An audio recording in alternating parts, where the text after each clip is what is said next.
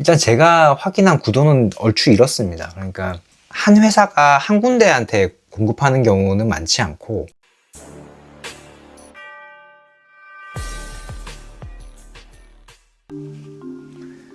안녕하세요. 키포스트 안석현입니다. 오늘은 지난주에 이어서 오늘까지의 글래스 기판 2부 시작하겠습니다. 지난주에 기술적 배경하고 간략한 공정 이렇게 좀 알아봤고요. 오늘은 기판 업계, TGV 업계, 그리고 각종 소부장 회사들 이렇게 간략하게 짚고 넘어가겠습니다. 또 높아심에서 좀 말씀드리는데, 오늘은 굉장히 많은 회사들이 열거될 거예요. 상장사도 있고 비상장사도 있는데 상장사가 굉장히 많기 때문에 제가 좀 늘 조심스럽거든요. 그래서 오늘 말씀드리는 게 전혀 이제 투자에 대한 가이드나 참고사항이 될 수는 없고, 그냥 단지 이 회사들이 글래스 기판 업계에서 관련 사업을 준비하고 있다, 이 정도로 이해해 주시면 되고, 이 회사들이 1년 뒤, 2년 뒤, 3년 뒤에 이 사업으로 돈을 많이 벌 것이냐, 그것은 저도 알 수 없고 사실 그들도 알 수 없습니다. 단지 열심히 준비할 뿐이죠. 자, 우선 기판업계를 먼저 알아보면, 기판업계라고 하면 이제 반도체 회사의 패키지 기판을 납품하는 회사들입니다. 사실상 이 글래스 기판이라는 요 산업의 씬을 좀 들고 흔드는 회사들이라고 할 수가 있고요. 먼저 본격적인 내용을 시작하기 전에 이 공정 정도는 머릿속에 조금 기억을 해두시는 게 좋을 것 같아요. 1부에서 제가 좀 간략하게 설명을 좀 드리긴 했지만, 요 흐름을 좀 알고 있어야 이 회사가 어디서부터 어디까지 한다, 혹은 요 전체 플로우에서 어느 부분을 맡고 있다라고 하는 게 머릿속에 좀 들어올 거 아니에요. 그래서 제가 이걸 오른쪽 위에다가 이렇게 미니맵처럼 놔두겠습니다. 그러니까 우리 스타크래프트 하다 보면 오른쪽 아래에 미니맵 있잖아요. 그래서 이걸 보시면 이 회사가 처음부터 끝까지 다 하는구나, 이렇게 이해할 수가 있고, 그 다음에 아래쪽에는 그래서 이 회사가 인터포저를 열심히 하려고 하는 건지, 글래스 인터포저를 열심히 하려고 하는 건지, 아니면 제일 아래쪽에 있는 글래스 코어 기판을 열심히 하려고 하는 건지, 이렇게 노란색으로 또 점선을 표시해 두겠습니다. 일단 삼성전기를 제일 먼저 알아보실 텐데, 이 회사는 제일 처음부터 제일 끝까지 지금 공정을 다 관장을 하려고 하는 거고요. 그 다음에 이 기판 중에는 인터포저하고 글래스 코어 기판 둘 다 관장하려고 하고 있습니다. 그런데 일단 사업의 시작은 인터포저보다는 기판 쪽에 좀 더 중점을 두는 것 같습니다. 작년 11월에 뉴스를 아마 보셨을 텐데, 삼성전기하고 일본의 스미토모 화학하고 글라스 코어 관련해서 합작사를 세우기로 했어요. 이 합작사의 역할은 여기 제일 앞에서부터 제일 뒤에 공정 중에서 제가 TGV 공정이라고 했던 요 공정 있잖아요, 제일 앞에. 그러니까 유리에 구멍을 뚫고 그 구멍 안에다가 구리를 채우는, 그러니까 구리 전극을 만드는 요 과정을 제가 TGV 공정이라고 했고, 이 삼성전기와 스미토모의 합작사가 아마도 요 앞에 부분을 하게 될 것 같습니다. 그러면 삼성전기는 그걸 받아다가 요 뒷공정, 회로 빌드업하고 싱귤레이션을 하는 이런 사업 구상을 하고 있는 것 같아요. 그래서 작년 11월부터 보면 지금 조인트 벤처, 그러니까 스미토모와의 합작사 설립 작업을 계속 착수를 하고 있습니다. 이건 뉴스에 나온 내용인데, 일단 사업장은 동호화인캠의 평택공장에 짓는다고 하고요. 동호화인캠이 스미토모의 한국 자회사거든요. 이름이 이제 완전히 다르기 때문에 잘 모르시는 분들도 있는데, 동호화인캠의 100% 지분을 일본 스미토모 화학이 가지고 있습니다. 그래서 여기에 옛날에 컬러 필터 라인이 있었는데, 동호화인캠의 LCD가 한참 사업이 잘 나갈 때 거기에 이제 컬러 필터 라인이 있었는데, 지금은 그게 돌아가지고 있지 않거든요. 가동을 하고 있지 않기 때문에 그것들을 걷어내고 바로 장비를 깔아서 설비 투자를 한다, 이렇게 지금 계획이 되고 있고, JV의 대표님 누가 오신다는 얘기도 일단 있는데 뭐 그게 확인된 건 아니라서 제가 말씀드리진 않겠습니다. 하마평이 나오고 있습니다. 그래서 일단 작년 4분기부터 장비 업체들하고 스펙 조율을 하고 있고요. 이게 원래 우리가 기대하기로는 올해 빠르면 1, 2월 이때 나올 거라고 생각했는데 나오지 않았고, 아마도 이번 달이나 다음 달 정도에 나오게 될 것 같습니다. 일단 올해 중에 나오는 양은 이제 월 1000장, 글래스 기판 원장이 515 곱하기 510이잖아요. 그래서 이 원장을 투입하는 기준으로 해서 최소 월 1000장, 많으면 월 3000장 정도 발주를 한다고 합니다. 아마도 요 장비들, 그러니까 1000장에서 3000장 발주하는 요 장비들은 삼성전기 부산 사업장으로 가게 될 것 같고요. 그러니까 거기에 원패스 라인을 꾸리는 거죠. 그러니까 공정 처음부터 끝까지 해보는 원패스 라인을 꾸리는 거고, 그 뒤에 이제 본격적인 양산이라고 할 수 있는 이제 월 10,000장에서 20,000장 되는 요 사이의 물량들은 요 앞에 말씀드렸던 동화인캠으로 가는 게 아니겠느냐, 지금 이렇게 추정이 되고 있습니다.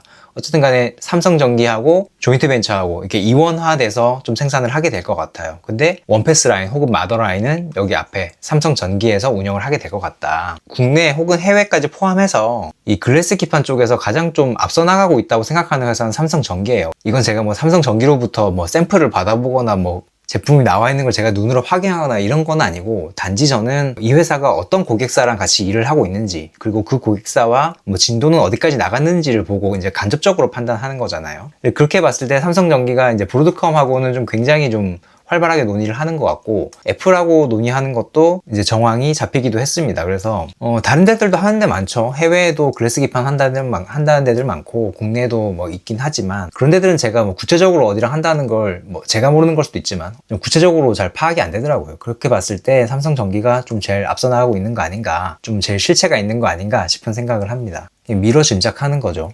두 번째는 이제 SKC 앱솔릭스인데, 앱솔릭스도 이제 기판업체라고 할 수 있죠. 이 회사는 이제 DF 부분, TGV 공정은 다 외주로 주고요. 이 DF 부분, ABF 빌드업 공정하고 싱귤레이션 공정을 내재화를 하고 있습니다. 뭐 정확히 따지면 TGV도 이 뒷부분은 자기네들이 한다 그러더라고요. 그래서 요렇게가 이제 내재화 공정이라고 할 수가 있고, 요 앞에 부분은 제가 저희 채널에서 몇 번 설명드렸는데 FNS 전자가 지원을 하고 있습니다. 공급을 하고 있는 거고, 앱솔릭스는 요 1층, 2층, 3층 중에서 요 1층 글래스 코어 기판에 굉장히 집중을 하고 있는데, 특이하게도 글래스 코어 기판을 굉장히 미세화해서 인터포저가 필요 없는 타입으로 만든다고 하더라고요. 이게 처음부터 잘 될지는 모르겠지만 어쨌든 간에 그렇게 시도를 하고 있습니다. 이거를 우리가 따로 2.1D 패키지라고 이름을 붙이기도 하는데, 어쨌든 이렇게 시도를 하고 있습니다. 뉴스를 보셔서 아시겠지만 이제 작년 연말에 강지호 신임 대표께서 부임을 하셨고요. SK 하이닉스의 그 미기원, 미래기술연구원이라고 하죠. 거기서 이제 오신 분이고, 최근에 이제 SKC는 1조 원 증자 후에 그중에 5,900억, 한 6천억 정도를 앱솔릭스에 투자하기로 했습니다. 그래서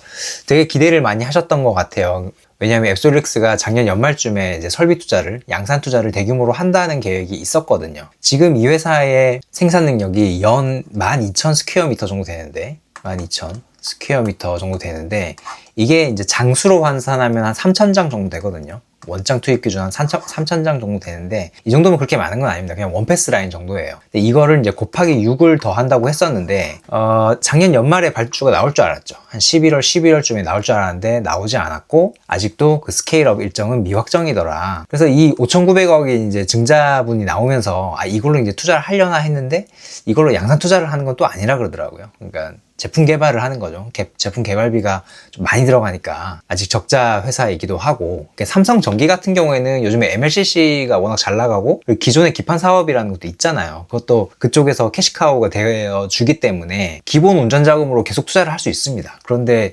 SKC 앱솔릭스는 이제 증자를 해서 계속 투자를 받아야 되는 상황이거든요. AWS, 그러니까 아마존 웹서비스죠. 아마존 웹서비스하고 공급 논의를 했었던 걸로 파악은 되고 있습니다. 근데 이게 결과가 뭐 좋았다 좋지 않았다 뭐 이런 보도가 나왔는데, 저도 이게 공급 논의가 있었던 건 확인했으나 이게 잘 됐는지 안 됐는지는 저도 잘 모르겠습니다. 그러면 왜 이게 스케일업을 하기로 했다가, 작년 연말에 스케일업을 하기로 했다가 아직까지 미정이냐, 그거에 대해서는 업계 안팎에서 굉장히 많은 추정들이 있거든요. 말씀들을 종합해서 보면 결정적으로 도금 방식이랑 글래스 원장 선정에서 좀 미스가 났다라고 하는 게 좀 공통된 의견이에요. 그게 뭐냐면, 글래스 원장이라고 하면 이 글래스 코어 기판을 만드는 그야말로 유리장이죠. 유리장이 즉 가장 크게 보면 종류가 CT로 나누거든요. 어떤 열팽창 계수를 가지는 유리냐, 그게 산업 초창기에는 CT 값이 이제 7번대, 그러니까 7점 몇 정도 되는 유리를 많이 썼어요. 이 1층에는 7점 몇을 많이 썼고, 2층 글래스 인터포저에는 CT 3을 많이 썼습니다. 3.3 뭐 이런 걸 많이 썼었는데, 앱솔릭스가 가장 이 사업에 먼저 뛰어들었잖아요. 그래서 일단 본인들이 1층을 하고 있기 때문에 CT 값 7번대 유리를 쓰기로 했어요. 그런데 이게 트렌드가 좀 많이 바뀌면서 요즘에는 7번보다는 3번을 더 많이 쓰게 됐죠. 이게 유리를 좀 잘못 고른 거 아니냐라고 하는 의견이 안팎에 되게 많은 편이고요. 그리고 도금 방식에서도 좀 다른 회사들이랑 다른 선택을 했어요. 지금 삼성전기나 다른 글래스 기판 회사들은 거의 대부분 풀필 도금을 선택을 합니다. 그러니까 이 안을 가득 채우는 거죠. 구멍을 뚫은 다음에 그 안을 구리로 가득 채우는 거예요. 앱솔릭스는 어떤 선택을 했냐면 컨퍼멀 도금을 택했어요. 컨퍼멀 도금이 뭐냐면, 이렇게 구멍을 뚫은 다음에 이 내부를 구리로 가득 채우는 게 아니라 여기를 이렇게 벽면만 코팅하는 거거든요. 도금하는 거예요. 벽면만 도금하는. 우리가 컨퍼멀을 이제 사전에서 찾아보시면 등각의라고 나와 있는데, 그 말이 여기 이제 벽면에만 얄쌍하게 코팅하듯이 도금을 한다. 이렇게 하면 좀 여러 가지 좋은 점이 있습니다. 이 내부에 에어로 비워두는 게 아니고, 이쪽은 이제 레진을 채우거든요. 약간 탄성이 있는 레진으로 채워요. 그러면 나중에 이게 열을 받고 막 하다 보면 도금이 떨어지거나 아니면 구리가 팽창해가지고 내부에서 유리가 터지거나 이런 부작용이 있을 수가 있는데, 여기 탄성체를 좀 채워놓잖아요. 그럼 구리가 좀 팽창을 하더라도 유리 쪽으로 힘이 가해지는 것보다 안쪽으로 해서 힘이 릴리즈가 되더라, 뭐 이런 장점이 있습니다. 그래서 아무래도 이쪽 방식을 택한 것 같아요. 그런데 지금 앱솔릭스를 제외하면 거의 다 이 방식은 택하고 있지 않다. 다 풀필 도금으로 하는 거거든요. 풀필 도금을 하는 게 어렵긴 하지만 여기 보이드 없이, 그러니까 공극 없이 하는 게 훨씬 어렵다고 해요. 풀필 도금은 또. 근데 대신에 신호 전달이 관점에서 보면 훨씬 유리하다. 그래서 반도체 회사들이 오히려 이 풀필 도금을 더 원한다고 합니다. 앱솔릭스는 도금하고 글래스 원장에서 뭔가 좀 변화가 필요한 게 아니냐, 이런 얘기가 자꾸 나오고 있습니다. 그 다음에 LG 이노텍은 아직 좀 관망하는 중이고요. 일단은 제일 앞에서부터 제일 뒤에까지 한다고는 얘기를 이제 협력사들한테 많이 하고 있고, 제품 측면에서도 보면 1층에 있는 글래스 코어 기판이나 2층에 있는 글래스 인터포저 둘 다 일단 사업 범위로 두고 있습니다.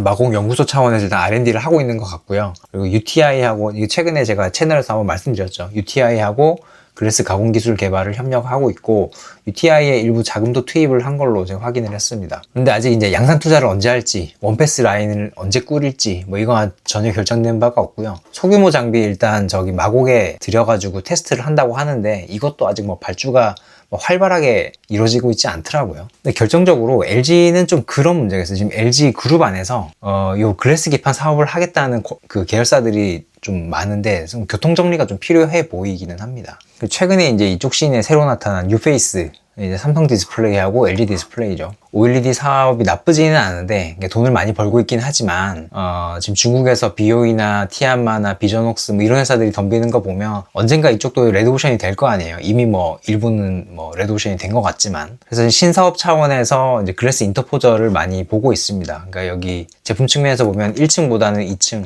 요 글래스 인터포저를 좀 많이 보고 있는 것 같고, 이 회사들은 보면 이제 공통적으로 TGV를 자체적으로 할 생각은 없는 것 같고요. 요 아래쪽에 이제 회로 빌드업하고 싱귤레이션 이쪽에 좀 집중을 하고 있습니다. 삼성 디스플레이 기준으로 보면 이제 2, 3분기 중에 투자 의사결정이 난다고 하고요. 그러니까 이게 우리가 할 수 있는 사업이 맞냐, 우리 투자를 했을 때 경쟁사 대비 우리가 우위가 있느냐, 요거에 대해서 이제 의사결정을 해서 양산 투자를 한다는 거죠. 아까 설명드린 대로 원장부터 CMP까지, 그러니까 요 앞에서부터 요 뒤에까지죠. 요만큼, 이만큼은 외주로 주고 뒤에 부분은 내재화한다. LG 디스플레이도 아직은 그냥 초기 검토 작업인 것 같습니다. 뭐 R&D 차원에서 좀 보고 있는 것 같고, 파일럿을 한다면 이제 파주에서 할 것 같더라고요. 그래서 지금은 TGV 회사들하고 협업을 활발히 하고 있습니다. 공교롭게도 둘 다 이제 똑같은 사업에 이제 타당성을 검토를 하고 있는 건데, 삼성 입장에서 보면 물론 둘 다 이제 반도체 사업 경험은 없긴 하지만 어쨌든 간에 삼성은 그룹 안에서 반도체에 관련된 계열사들이 많잖아요. 그래서 내부 수요도 있고, 만약에 삼성전자가 글래스 인터포저가 필요하다라고 하면 본인들이 지금 R&D를 하고 있긴 하지만 결국에는 외주로 어디선가 받게 되겠죠. 그때 이제 삼성 디스플레이가 삼성전자에 공급을 하게 될 수도 있고, 근데 LG 디스플레이는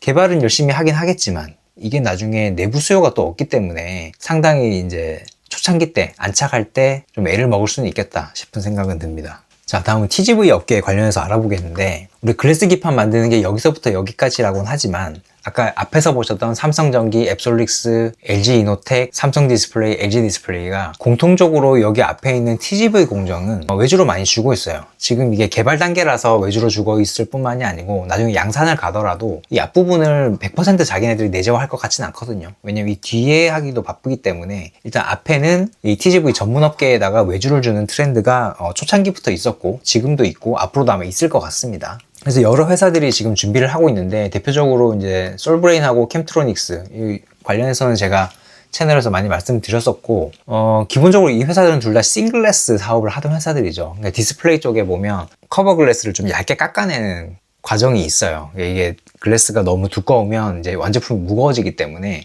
글래스를 이제 깎아내는 과정이 있는데, 그때 불산을 사용합니다. 근데 이 불산이 글래스 기판의 TGV 호를 뚫기 위해서 사용이 되는 거거든요. 그래서 그 라인을, 싱글래스 라인을 일부 TGV로 돌려서 그쪽 사업을 해보자 라고 해서 추진을 하고 있고, 솔브레인 같은 경우에는 싱글래스 사업을 완전 접었죠. 접었기 때문에 거기다가 TGV를 다 집어넣으면 되는 거고, 캠트로닉스는 아직 TGV 사업 하고 있습니다. 8.6세대도 하고 있고 거기 일부 기술력을 빼가지고 이제 TGV로 신사업을 확장할 수 있다, 이런 개념을 보고 있는 것 같고, 이미 두 회사 모두 레이저 도금 검사 쪽은 거의 장비 발주를 했거나 발주를 임박을 했습니다. 그래서 이제는 뭐 사업을 하는 쪽으로 이제 쭉 가는 것 같고요. 하지만 아직 생산 능력은 많지 않아요. 둘 다 이제 월천장 정도로 파일럿을 하고 있고, 좀 가시적인 고객사가 나타나면 아마 양산 투자를 하게 될 것 같습니다. 사실 좀 안타까운 게 이제 두 회사 모두 삼성전기하고 열심히 좀 일을 했었었는데, 작년에 삼성전기하고 스미토모하고 합작사를 만들기로 하면서 어느 정도 그 씬에서 조금 멀어지긴 했어요. 글래스 기판 사업을 한다는 회사가 거기만 있는 건 아니기 때문에 지금 여러 고객사들하고 컨택을 하고 있거든요, 활발하게. 그래서 좀 잘 맞는 고객사가 나타나면 좀 본격적으로 투자를 할 것 같습니다. 특히나 이 TGV 호를 뚫는 데 사용이 되는 식각액이죠. 이게 불산계를 일단 절반 정도를 쓰고, 그 다음 강알칼리계를 쓰거든요. 알칼리를 쓰는 거는 사실 어떤 회사나 쓸 수 있는데, 불산은 아무 회사나 못 쓰죠. 이거 허가 맡은 회사들만 쓸 수 있는데, 솔브레인하고 캠트로닉스가 이 방면에서 굉장히 경쟁력이 있기 때문에 좀 기대들을 많이 하고 있습니다. 그 다음에 이제 일진 디스플레이하고 JWMT 이렇게 있죠. 이 회사들 둘 다 또 공통적으로 디스플레이 관련해서 사업을 하던 회사고, 디스플레이 패널 만들던 회사는 아니고 터치스크린하고 UTG, 우리가 폴더블에 보면 앞에 커버글래스, 잘 휘는 커버글래스 있잖아요. 그거를 하던 회사들인데, 이 회사들도 이제 유리가공 경험이 굉장히 많기 때문에 TGV 사업을 한번 해보자 이렇게 해서 나섰고, 일진 디스플레이는 글래스 인터포저 중심입니다. 그러니까 요 1, 2층 중에서 2층을 좀 많이 하는 회사고, JWMT는 1층은 물론 2층까지 이제 글래스 코어 기판하고 글래스 인터포저하고 둘 다 하고 있는 회사입니다. 둘 다 LPKF 레이저를 쓰고 있고요. 삼성이랑 일을 좀 많이 하는 회사들은 LPKF를 좀 많이 쓰는 것 같습니다. 그리고 JWMT는 도금하고 AUI, 엑스레이 뭐 이쪽도 장비가 많이 발주가 나 있는 것 같고, 그리고 뭐 JWMT는 사실 옛날에 중우엠텍이라는 이름으로 좀 유명했었죠. 근데 이 회사는 보면 굉장히 고객사 풀이 다양한 것 같아요. 이게 일단 제가 확인한 구도는 얼추 이렇습니다. 그러니까 한 회사가 한 군데한테 공급하는 경우는 많지 않고, 또 반대로 하나의 기판 회사가 하나의 TGV 회사로부터 물건을 받는 경우도 거의 없습니다. 다 복수로 받고 있고 복수로 공급을 하고 있어요. 딱 한 군데 빼고.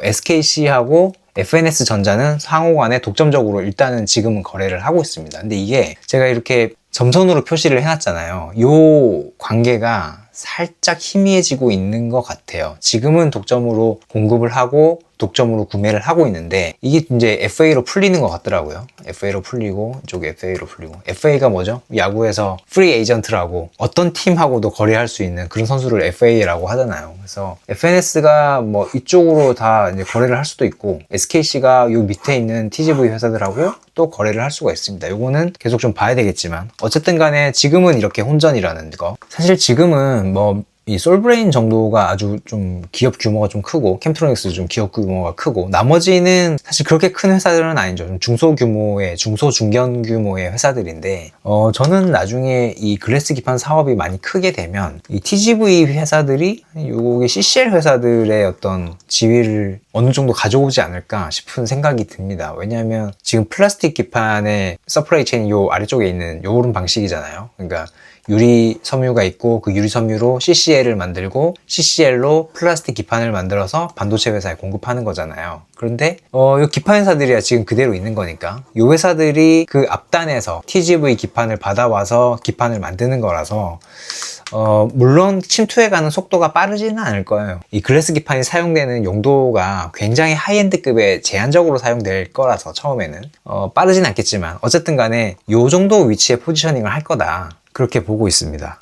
마지막으로 소부장 회사들 좀 간략하게 좀 보고 넘어가겠습니다. 지금 내용이 너무 길어지는 것 같아서 먼저 유리원장 쪽을 먼저 보면, 아쉽게도 이쪽은 지금 메이저 3사의 도전자 2개 회사 이렇게로 볼 수가 있는데, 미국 코닝, 독일 쇼트, 일본의 NEG 이 3개 회사가 사실상 거의 판쓰리를 하다시피 하고 있어요. 이 3개 회사 말고 다른 데 쓰는 데는 거의 없는 것 같고, 우리나라의 LX 글라스하고 KCC 글라스가 열심히 해보려고 노력은 하고 있습니다. 실제 일부 TGV 회사들하고 유리를 공급하기도 하고 하는 모습은 제가 포착을 하긴 했거든요. 그런데 일단 워낙 이쪽이 경쟁력이 높기 때문에 어떻게 될지는 두고 봐야 된다. 레이저 가공 쪽은 제가 앞에 일부에서도 설명을 드렸지만 유리에다가 구멍을 뚫을 때 유리 원장에다가 레이저로 바로 이렇게 드릴링을 해버리는 게 아니고요. 한 번에 다 뚫어버리는 게 아니고 유리 원장에 살짝 레이저의 어떤 흠집 같은 정도만 냅니다. 흠집. 그러면 여기 안에 이제 결정 구조가 바뀌거든요. 요 줄이 결정 구조가 바뀌어요. 구멍이 뚫리는 게 아니고 결정 구조가 바뀌면 요 놈을 식각액에다 담궜을 때 다른 부분도 깎여 들어가지만 여기 레이저 맞았던 부분은 완전 깊게 쑥 들어가더라. 그러면서 이렇게 구멍이 뚫리더라 라는 거거든요. 사람도 그렇잖아요. 한 대 맞은데 한 대 더 맞으면 훨씬 아프죠. 그것처럼 유리도 식각액에 담그기 전에 레이저로 한 대 때리면 그 부분이 쑥 깎여 들어가더라. 이 원리를 이용해서 TGV 홀을 만드는 거고, 그 레이저는 독일의 LPKF하고 우리나라의 피롭틱스 요 두 개 회사가 이제 주름을 잡고 있습니다. 레퍼런스는 LPKF가 조금 더 많은 것 같아요. 이제 피롭틱스는 FNS 전자하고 아까 앞에서 보여드렸던 요 FNS 전자 있죠. 여기하고 솔브레인 이 두 개 회사에는 피롭틱스가 공급을 했고, 요 뒤에 나오는 캠트로닉스, JWMT, 일진, UTI, 그리고 여기 없는데 JNTC라고 또 있잖아요. 요 회사들은 LPKF 레이저를 갖다 썼습니다. 그래서 레이저를 한번 때리고 나면 그거를 식각액에 담궈가지고 구멍을 마저 이제 홀 가공을 해야 되는데, 거기에 사용되는 장비는 이제 국내 회사로 태성하고 SEA 그리고 FNS 테크 요 3개사가 열심히 하고 있고, 태성이 워낙 PCB 쪽에서 그동안에 이제 PCB 기판 뭐 이쪽에서 식각 장비를 많이 했기 때문에 태성이 레퍼런스가 좀 좋은 것 같고요. SEA는 주로 저쪽 태양광 쪽 그쪽을 많이 했죠. 그리고 FNS 테크는 디스플레이 쪽 식각을 많이 했었고, 그래서 어쨌든 요 세 개 회사가 좀 거론이 되고 있고요. 메탈라이제이션이라고 하면 이게 이제 용어 그대로 보면 금속화잖아요. 금속화가 왜 붙느냐, 이게 홀을 뚫고 나면 기본적으로 이 안을 구리로 채울 때 도금이라는 기술을 이용하게 되는데, 기본적으로 유리는 전기가 통하지 않기 때문에 도금이 일어나지 않습니다. 옛날 과학 시간에 도금 실험 같은 거 했었던 거 기억해 보시면 주로 금속판에다가 도금을 했었던 거 아마 기억하실 거예요. 이렇게 도금액에 담궈가지고. 그래서 전기가 통하지 않으면 도금이 일어나지 않는다. 도금을 일어나게 하려고 그러면 전기를 통하게 만들어줘야 되겠구나. 그래서 금속 방막을 입혀요. 그래서 이걸 메탈라이제이션이라고 하는데, 이렇게 코팅을 해주는 거거든요. 얇게 코팅을 해주는 겁니다. 그 얇게 코팅해주는 장비를 여기 위에 있는 4개 회사가 만드는 거고요. 그리고 얇게 방막을 입혀주는 소재는 여기 밑에 2개 회사가 합니다. 장비를 가지고 메탈라이제이션 하는 걸 건식이라고 하고, 밑에 소재를 가지고 메탈라이제이션 하는 걸 습식이라고 합니다. 건식만 하고 습식은 안 하냐, 혹은 습식만 하고 건식은 안 하냐, 그렇지 않고요. 둘 다 지금은 필요하다고 해요. 왜냐하면 어떤 방식도 완벽하지 않거든요. 기본적으로 유리와의 밀착성 측면, 그러니까 유리랑 얼마나 쫀쫀하게 잘 달라붙느냐 측면에서는 건식이 좀 낫다고 하고요. 대신에 깊은 홀, 그러니까 종횡비가 굉장히 높잖아요. 유리의 어떤 홀이 굉장히 얇고 길게 생겼는데 그 내부까지 잘 침투해 들어가는 거는 습식이 좀 낫다. 그래서 지금은 둘 다 사용이 되고 어떤 게 선택될지가